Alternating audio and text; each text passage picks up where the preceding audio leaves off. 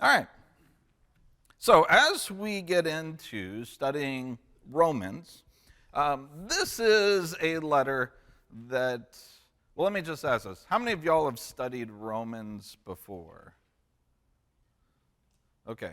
Quite a few hands are going up because this is one of those letters that gets studied a lot and gets brought out a lot and gets a whole lot of attention. A lot of ink has been spilled over the years dealing with this very letter. And a lot of it has to do with the various ideas and thoughts that you find through this. This letter is perhaps one of the greatest examples of just debate type of thought, flow of argument that Paul has in any of his letters. You can see he gives a very clear thesis statement from the very beginning, and he winds his argumentation, flows it in such a way that it brings out an awful lot of information, and it's pretty clear to follow. All right, is anybody needing, Mike has some copies. We have one up here, another one in the back. You could have handed out while you were back there, but that's okay. We'll let you get your steps in. Anybody else needing a copy? All right, very good. Now, this has especially gained a lot of attention in the last 500 years in particular. Why? What has happened in the last 500 years, particularly around 500 years ago? History-wise. History buffs, this is for you. All right? So, I know, not all of y'all are history buffs, okay? And you just let the other ones take the load on this one. But for you history buffs, someone in here knows. Bev? Martin Luther and the Protestant movement. Yeah, the Protestant Reformation kind of grabbed on to Romans and said, this is our book. This is the most important book in the Bible because in the book of Romans, Paul clearly lays out the message of the Reformation as it was seen, that God provides salvation in what way? Well, what was kind of the main message of the Reformation? All right, salvation by grace and... All right, salvation by grace through faith and not by works. All right, and this is kind of what became, the book of Romans kind of became the clearest example, just taught. Martin Luther picked it up and ran with it. It was one of the courses that he taught when he served as a priest at Wittenberg. And this is one of the ones that changed the way that he looked at life, the way that he thought about the Roman Catholic Church, and said they're messing it all up because they have all of this meritorious stuff that they're doing. They're practicing a salvation by works. And he says Paul is all about a salvation by faith, by grace through faith, as he says in Ephesians. And so, you began to then have Romans become the standard treatise on how a person is saved. When it came to, it's a fancy word, soteriology, Romans became kind of the blueprint that people would use to talk about salvation. What's the problem with that? Anybody want to play the read Chris's mind game? No takers? Nobody's stepping up here, huh? It's all right if you're wrong. I won't make fun of you too much. Yeah, Dave?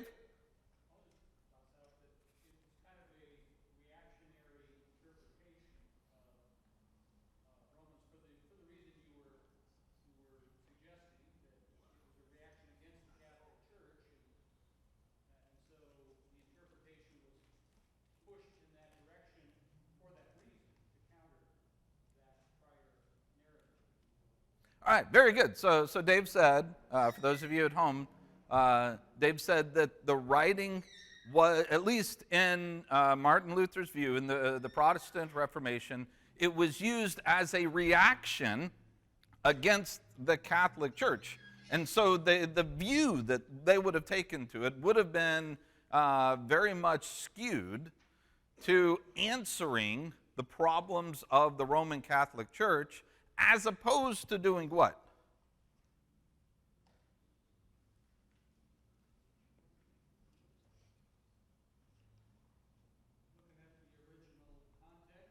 Yeah. Yeah, Dave said looking at the original context, the original situation. Was Romans written around 1500? Was it written in response to a Roman Catholic Church's meritorious salvation? No, it didn't exist when Paul wrote this.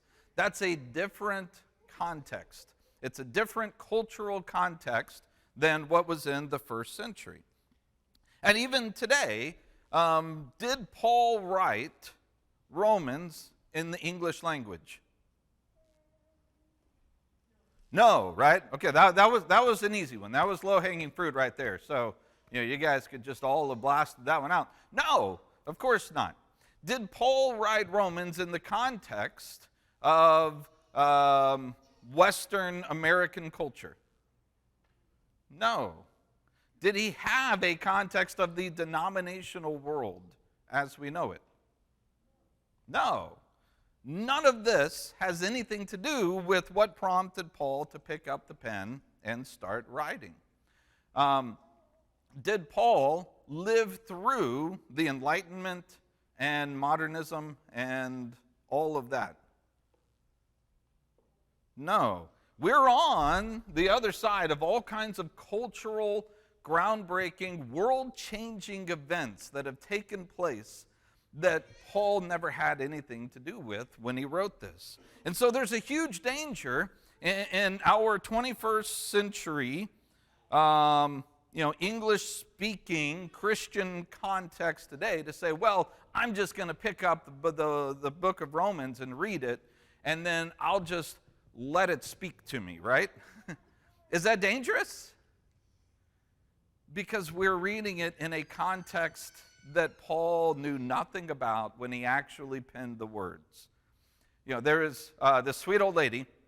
One time I was doing a study at a retirement community, and I did an introduction to Romans, and I spent about 40 minutes hammering home the fact we're reading somebody else's mail. This was not written to me. It's not written to you. This was written to people in a different society, in a different part of the world, in a different time in history, using a different language, who lived in a different cultural context, who lived in a different technological context. It was written to people so vastly different from us that we can't just pick it up and read it as if it's written to us. And then when at the end I said, are there any questions or comments? And there's a sweet old lady who raised her hand and she said, I just like when I read the book of Romans, I like to think that Paul is writing this just to me personally. And I thought, okay. All right, that worked. That was great. I'm trying to stress here and now that if we do that, we're going to miss something. We're going to misapply something. We're going to take something out of the context of Paul's day, put it into something in the context of our day, and completely mess up what it was that Paul was trying to get across. Does everybody follow that? Does that make sense? Is there any pushback to that anybody has? All right. So, we've said this for a few classes, though, right? We've kind of gone through this when we talked about Galatians, right? I think we talked about this when we talked about the Psalms and some other ones. So, it is very important anytime that we study ancient writings in a different culture, different everything, that we recognize this and we ask a few questions as we begin. First one's going to be real easy. Who wrote this? Paul, thank you. Yes, nailed it. Somebody over here. Yes. All right. So, Paul the Apostle. How do we know that Paul wrote this? Okay, the very first word, right? Paul, a servant of Christ Jesus, called to be an apostle. And this, by the way, there are some of Paul's letters that people question whether or not he really wrote them for various reasons. I don't want to get into that discussion because it's another totally different discussion. I don't think they're good reasons, but some people question and challenge some of them. This is not one of them. Universally, everybody accepts. I mean, anybody who takes the time to look into it and actually look into it, and they're not just prima facie saying, well, I don't believe anybody wrote anything. Anybody who is credible in any type of way, shape, or form, they accept that Paul wrote this. It's not a question. So, who are then the Romans? Another difficult one. All right, the Christians in Rome. Apparently, if you go to the end of Romans, it talks about the Christians who meet in this house or this house. Seems like there might have been different churches in Rome. So it's kind of written to all of them. We're going to talk in a little bit about why that's important. Here's a good question. Let's see. When was Romans written?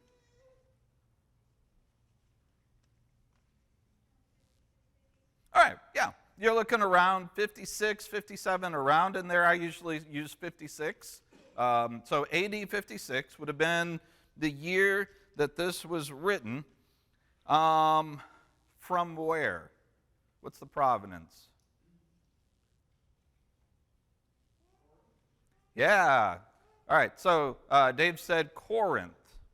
All right, so he is writing this in 56 AD on his which journey, by the way?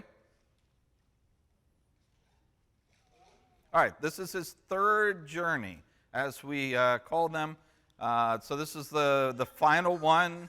This is the very last place that he is on that journey before he's going to start making his way to what city? Jerusalem. And when he gets to Jerusalem, what's going to happen to him? All right, that's where he's going to get arrested. He's going to spend a couple years in which city near Jerusalem? All right, Caesarea, before he's then going to be sent to what city? Rome. Some of y'all probably said it, but that was a loud vehicle out there, so if you whispered it, I didn't catch it. Yeah, so he writes this just before he's about to embark on kind of a way that he's finally going to end up in Rome itself. All right. So again, I think we'll talk about the timing, the place in just a little bit. Let's talk very briefly about what is written.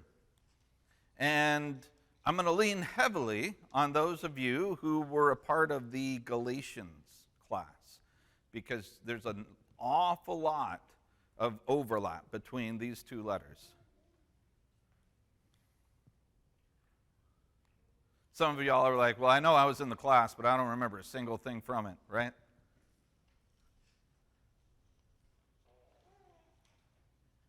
All right, let's go back to Galatians. Tell me about Galatians. What was Galatians in response to? All right, Judaizing teachers, right? So let's talk about this.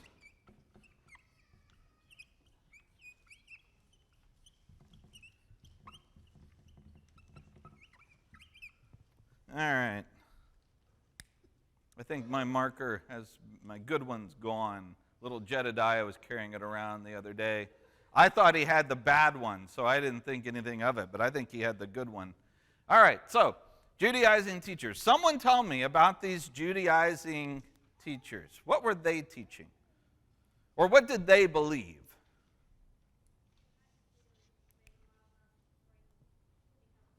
All right, that you had to obey the law of Moses before you could become a Christian. Or let's put it another way, Christianity is only open to whom? Only open to Jews, which, by the way, for the first, say, 10 years or so, maybe, around in that thing, were there any Gentile Christians? Who's the first one? All right, Cornelius. And that's not until what chapter in Acts? Acts chapter 10. So a lot of time passes before you actually have a Gentile Christian. And so you have then the Jews, and I'm going to mark them with the law of Moses. And Jews have free reign to Christ. But then, after Cornelius, after Acts chapter 10, who now is allowed to become Christians? All right, the Gentiles are out here, right? So now you have these non-Jews, the Gentiles, who are wanting to become Christians, and are the Jews okay with that? Yeah, they're like, okay, no problem. If a Gentile wants to be a Christian, that's fine, so long as you kind of have this funnel of the law of Moses. If they will adhere to the law of Moses, in particular, the works of the law of Moses, that is, the various ritual practices, the things that you would do. What was the one that was kind of used as the proper term synecdoche, but the one that embodies all of it just with this one? Circumcision. And circumcision is going to be the one that's brought out and talked about over and over and over again. And when he talks about being circumcised, he's really talking about following all of the law itself. But they said as long as a person is willing to adhere to the law of Moses, then absolutely Christianity is open to them. And then Paul comes around, and what does Paul start doing? He goes out into the Gentile areas, and what's he doing? Yeah, he's letting Gentiles come straight to Christianity without reference to the law of Moses at all. Now, what about Jews? If Paul comes across a Jew, is there a chance that he might say to the Jew, hey, maybe you should follow what's here?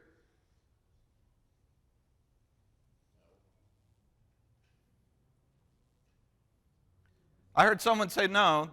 That marks off one of the two possible answers. It was a good try. Yes. Why? How do we know that? Who was circumcised? Remember Timothy. When he came in, and he was like, hey, I'm going to take Timothy with me. But he said, before we go, you're going to get circumcised. So was it that Paul was just like, hey, there's no Judaism for anybody once you become a Christian? Was that his mindset? No. In fact, also, when he came into Jerusalem in Acts chapter 21, and he started talking to the folks who were there, and James, the Lord's brother, said, hey, there are rumors flying around that you're going to the Jews and telling the Jews to forsake the law of Moses, but we know that's not what you're doing. So why don't you prove it by fulfilling the vow, paying for the sacrifice and all of that of these guys who've made a vow, and offer their sacrifice for them? Did Paul engage in rituals of the law of Moses as a Christian? Yes. And he had Timothy do it. And James suggested that he do it. All of this to say, a Jew did not have to quit being a Jew in order to be a Christian. They're not mutually exclusive. Does that make sense? Because in Judaism proper, this is not supposed to do what? It's not supposed to save you. It was never meant to save you.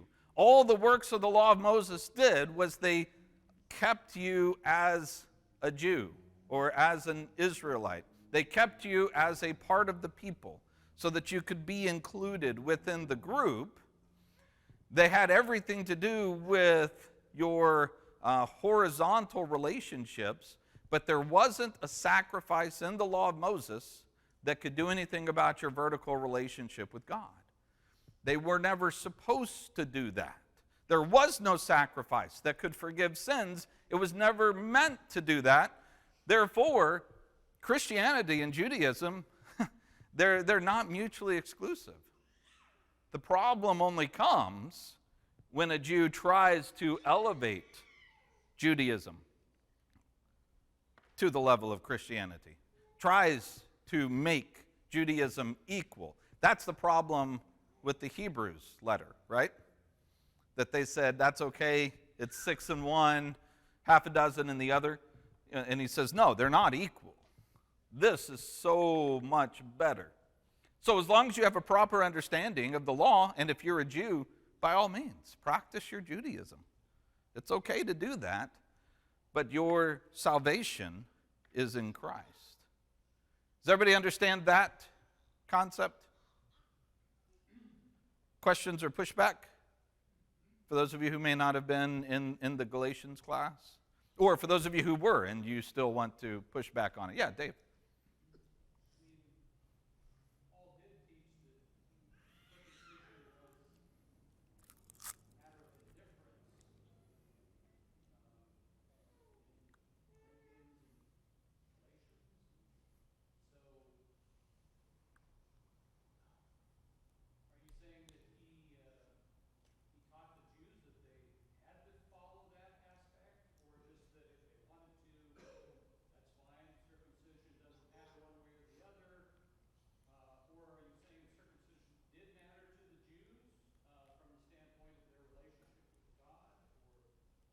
Well, I would say no, he did not require a Jew to do that. The only reason he did that with Timothy was because he was going to take Timothy with him. And if Timothy was uncircumcised still, being the son of a Gentile, then that could have caused some problems for people who knew that, and his time in the synagogues and trying to be a light to the Jews. They wouldn't have accepted him.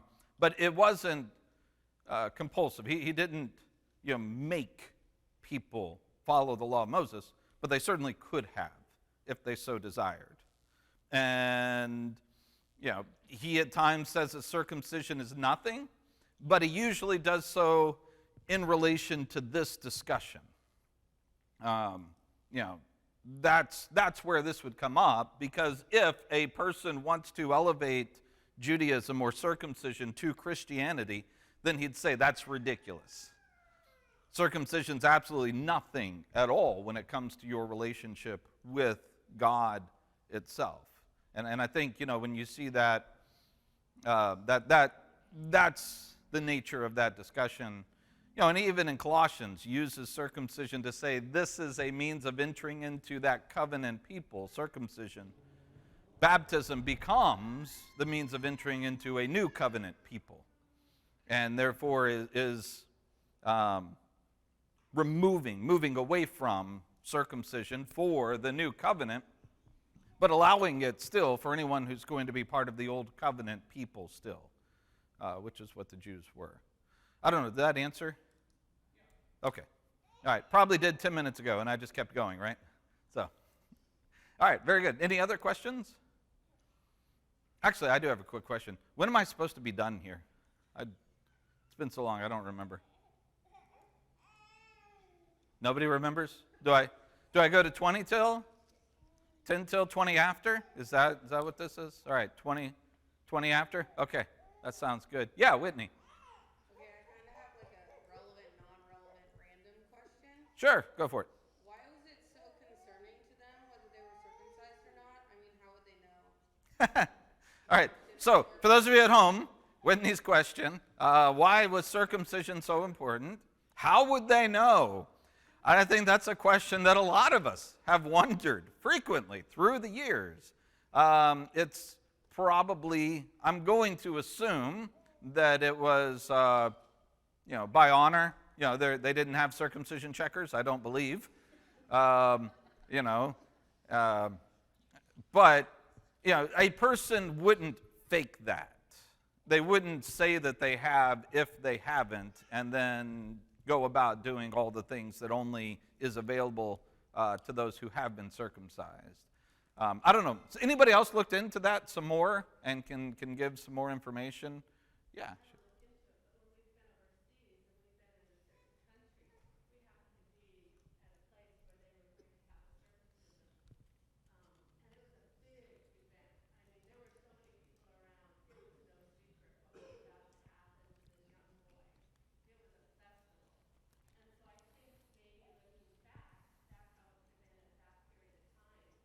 Yeah.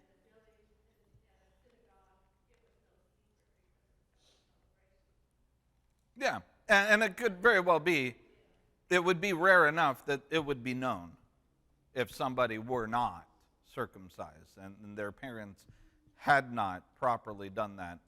It may have been a well-known thing. All right, it's a good question.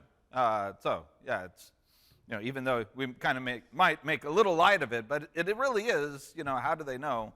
And I think a lot of it is honor-based.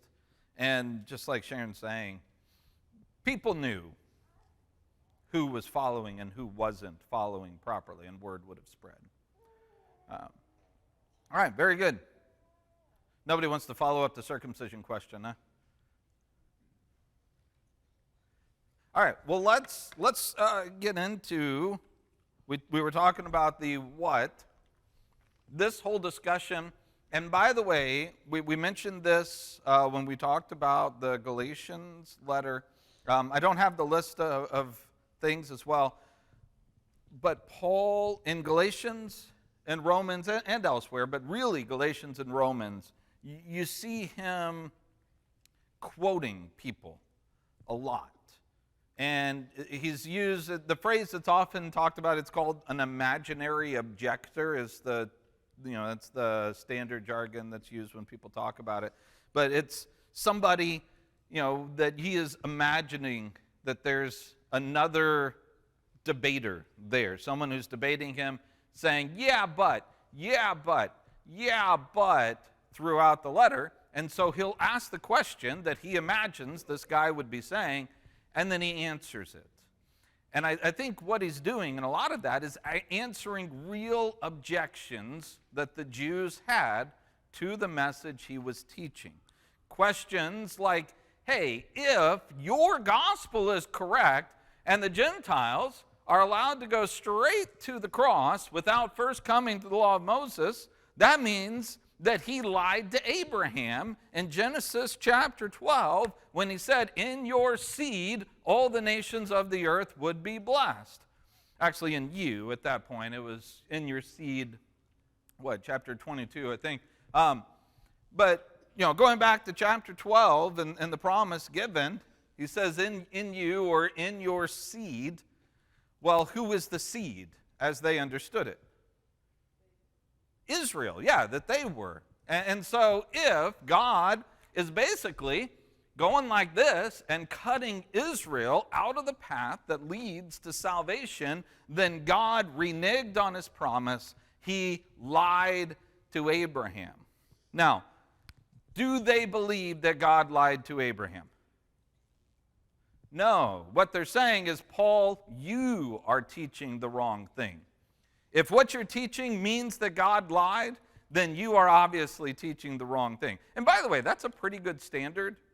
If anything that you teach means that God has sinned in any kind of a way, you need to probably reevaluate what's being taught.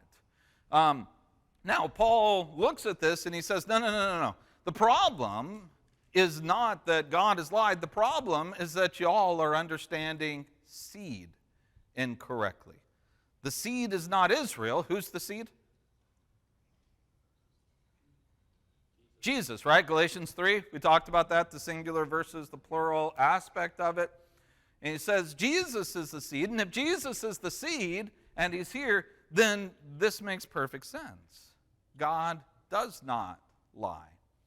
Or they say, hey, Paul, this doesn't make any sense because look at what God has done with Israel through all the years. I mean, all the way back to Abraham, God has said, you are my special people. And he's treated them in a special way, and he's preserved them. He's brought them out. He's saved them. He's protected them. He's helped them. And then, they get up to today, and he still has been with them. And you're saying that he did all of that for nothing? He did all of that for a bunch of people that he's just going to toss away, and they don't mean anything because you can come straight to Jesus? They say, Paul, that doesn't make any sense. Why would God preserve, protect, and take care of Israel and make them his special people for them not to be his special people? Can you see that objection that people had? They said, you're cutting Israel out, and that's just not fair. And I think what Paul is saying is, no, all of this, nobody's cutting anybody out. We might be adding Gentiles in, but nobody's cutting anyone out. But people have cut themselves out by sin. We'll see that in the first few chapters of Romans. And so there were other questions like that. When we come up to them, we'll talk about those and we'll discuss those. All right, let's move on to this final question. Why was this written? And by the way, I have 2 class periods set up for the introduction. So we're not going to get through everything tonight. I'm not trying to get through everything tonight. So, we're fine. I don't want anyone kind of smirking under your breath a little bit like, yeah, right. He said he was going to get through it and he didn't. Yeah, well, we might even get done a little bit early next week. So we'll see. We won't. But, all right, let's talk about why this was written. And then we'll have some more introductory stuff that's not on the page. But what do y'all think? Why does Paul write the letter to the Romans?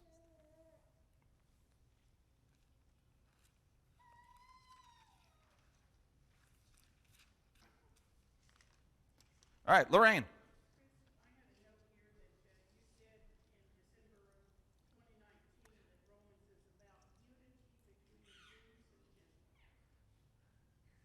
Why would I have said that? What?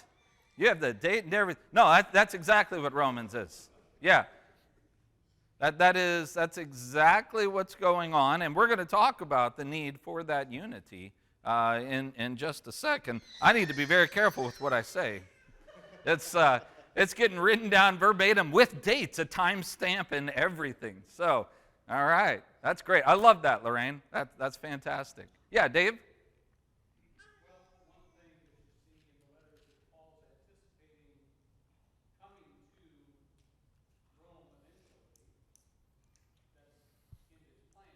Mm-hmm. He had not been there before. He didn't establish that congregation. So at least one of the things that seems to be going on is he's somewhat introducing himself, establishing a relationship with them, telling them about his plans.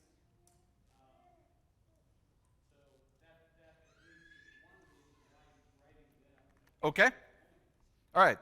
So Dave said, and you see it in chapter 1, where we'll be talking about this, very quickly, that he says that he has always wanted to come to them, has not been able to come to them, and he's never been there. So he wants to be there and to strengthen or establish them. That's a discussion that we'll have when we get to it. All right. Mike, did you have your hand up? No? Okay. Did somebody? All right, look at, since we had a bell, I do want to get this at least out. Let's go to chapter 15. Now, Romans is a pretty long one. This isn't, one of those real quick, easy reads. This one's one of the longer of Paul's letters. So you get all the way to the end, chapter 15, and he picks up his theme from chapter 1 that Dave was just talking about a second ago. that he has longed to be there, but he hasn't been able to. So chapter 15, verse 22, he says, look, this is why I've been prevented many times from coming to you, but now I no longer have any work to do in these regions. What regions?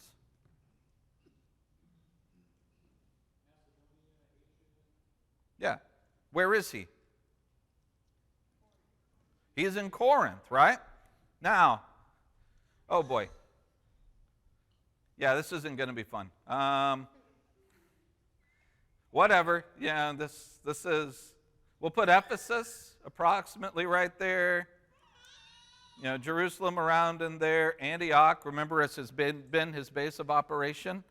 Around right here. And then up here you have Macedonia, and I cannot for the life of me draw Greece. That's supposed to be Greece. It's not. I know it. Okay, I've tried my best, and sometimes it's better than others. This is not one of those times. So he's been up here. You have Philippi and then Thessalonica, Berea. Those are not exact. Up in there, Athens, and then Corinth is like this little isthmus right here, down here. Now, in his journeys, what's the furthest that he's been? Like the last stop on his journeys before he turns around, number 2 and number 3 is what?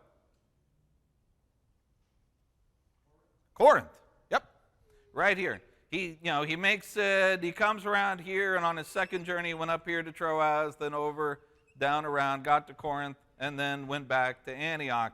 Third journey, he went straight to Ephesus, and then went up here, down to Corinth, and then made his way back down to Jerusalem, finally. This has been his ending point the last 2 times. And by the way, number 3, was his third trip really a missionary journey? Where did he go on his third trip?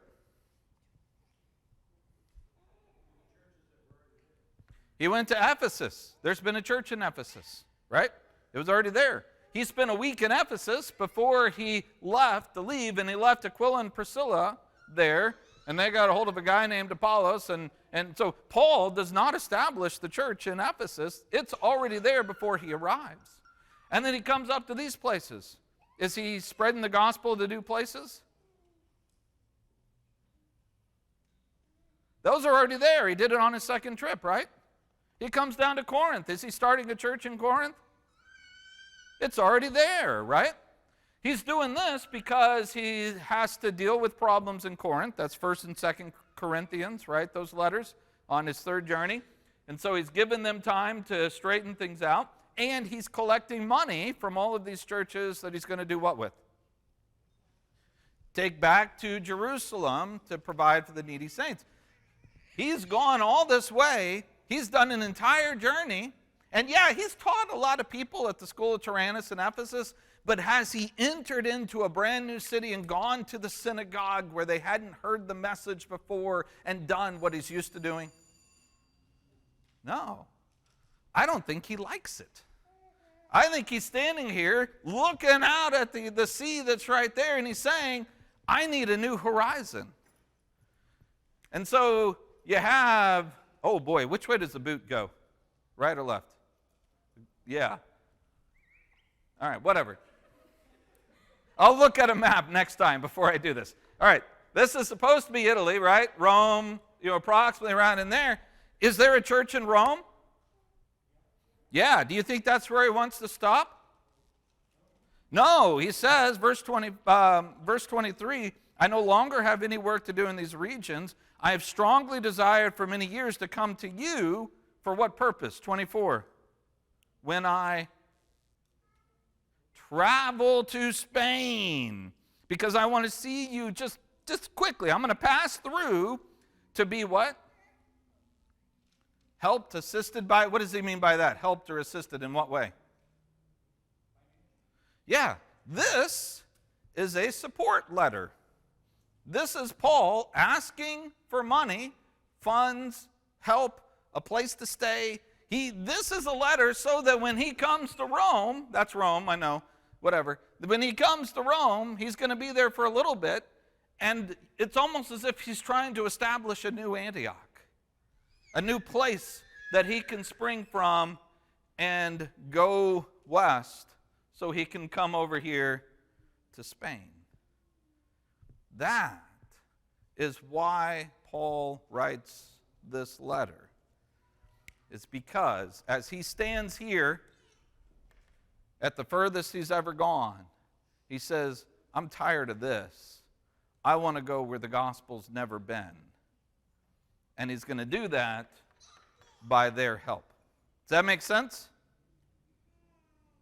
I think that's what causes him to sit down, pick up a pen, scroll, pencil, whatever he's using, I don't know, quill maybe, and write the letter. So why in the world does it take him 16 chapters to say, hey, I'd like to be helped by you on the way to Spain? That's what we'll talk about next week. All right. Good class, guys. Good discussion. Thank you. We'll take a brief break, and then we will have an invitation in just a few minutes. Thanks a lot.